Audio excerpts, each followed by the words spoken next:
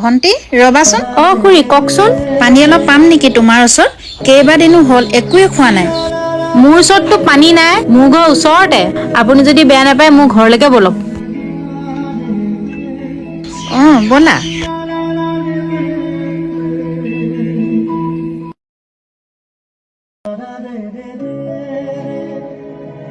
আপুনি বহকচোন।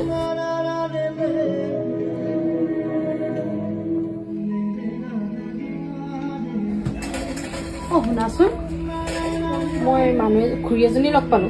খুৰীজনী পানী পিয়া লাগিলে বুলি ক'লে, লৈ আনিলো। তাৰপিছত আহি থাকোঁতে গম পালো তেওঁ বোলে ল'ৰাজনে ট্ৰেইনৰ ষ্টেচনত তেওঁক এৰি থৈ গ'লগৈ। তেওঁ এতিয়া বিচাৰিয়ে পোৱা নাই। তুমি অলপ সহায় কৰিব পাৰিবানে? কৰি দিম, কিন্তু কোন হৈ থাকে? এই বাহিৰতে বহি আছা, তুমি আহা লগ কৰাহি আকৌ। দিয়া মই গৈছো বাৰু। আৰে বেটা, ক'ত গৈছিলি তই মোক এৰি থৈ? ইমান বিচাৰিলো তোক, ক'তো নাপালো। কোন আপুনি? মই আপোনাক চিনি পোৱা নাই আৰু মোক কিয় বেটা বুলি কৈছে? তই কিয় তেনেকে কৈছ? আজি 4 দিন হ'ল তোক মই বিচাৰি পোৱা নাই। খুৰী, আপোনাৰ নিশ্চয় ভুল হৈছে। এওঁ আপোনাৰ ল'ৰা নহয় নহয়। আৰে ভন্টি, মই কি মোৰ ল'ৰাটোক মই চিনি নাপাম নেকি? এইটো মোৰ ল'ৰা হয়। মই কিমান চিন্তা কৰি আছো তাৰ কাৰণে, তাৰ কিবা এটা হ'ল নেকি বুলি। আপোনাৰ চাগে কিবা ভুল। আপোনাৰ ল'ৰাটো চাগে মোৰ নিচিনা একেই চেহেৰা মেলিব পাৰে। সেই বুলি কি মই আপোনাৰ ল'ৰা হ'ম নেকি? কিন্তু মই আপোনাক এটা সহায় কৰিব পাৰো। তাৰ পিছত মই যিমানখিনি পাৰো আপোনাক সহায় কৰিম। খুৰী, হ'ব পাৰে আপোনাৰ ল'ৰাজনৰ নিচিনা আমাৰ এখেতৰ চেহেৰা হ'ব পাৰে, কিন্তু আমাৰ ই সহায় কৰিম কৈছে নহয়, আপোনাক সহায় কৰিম। ই আপোনাৰ ল'ৰা হ'ব নোৱাৰে, কাৰণ আমাৰ এওঁৰ মা বহুত বছৰ আগতে ঢুকালে। তুমিও মোৰ কথা বিশ্বাস কৰা নাই? সঁচাই যদি মই তোৰ মা নহয়, তই মোৰ মূৰত ধৰি শপত খাই ক। কি এইবোৰ? তুমিতো মোক কৈছিলা তোমাৰ মা বহুত বছৰ আগতে ঢুকালে বুলি। তুমি মোক কিয় ইমান দিনে মিছা কথা কৈ আছিলা? এইজনী কোন তেতিয়াহ'লে? কি তোৰ মা মৰি গ'ল? তেতিয়াহ'লে মই কোন?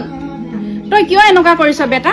আজি তোৰ এই মাৰে জীয়াই থাকোতে আজি তই মাৰি পেলালি, আৰু এই লোকৰ ছোৱালীজনীৰ আগত তই আজি ইমান মিছা কথা কলি। এক মিনিট ৰ'ব, মই লোকৰ ছোৱালী নহয় নহয়, মই এওঁৰ পত্নী হয়। আৰু তুমি কিয় মাত মাতিব পৰা নাই, একো কথা ক'ব পৰা নাই? হয়, তেখেত মোৰ মা হয়। তেতিয়াহ'লে এইবোৰ কি? মই মাক ষ্টেচনত এইকাৰণে এৰি থৈ আহিছিলো, কাৰণ তুমি সকলোখিনি কথা জানাই। আমি দুটাই মানুহ চলিবলৈ ইমানখিনি কষ্ট, আৰু তেনেস্থলত মই মাক কেনেকে ইয়াত ৰাখিম? আৰু মাক ৰাখিব হ'লে মেডিচিন কিবা কিবি এইবোৰতো বহুত খৰচ আছে। সেইকাৰণে মই মাক ষ্টেচনত থৈ আহিছিলো। আৰু তুমিয়ে কোৱা, আমি নিজে চলিবলৈ ইমান প্ৰব্লেম, মাৰ দায়িত্ব কেনেকে ল'ম? আৰু ইমানবোৰ খৰচ হয় মাৰ কাৰণে, মেডিকেল এইবোৰ বিল কোনে দিব? তুমি কি এইবোৰ কথা চিন্তা কৰি তুমি মাক ষ্টেচনত এৰি থৈ আহিলা? তুমি এবাৰ নাভাবিলা মায়ে যে কেনেকে অকলে থাকিব?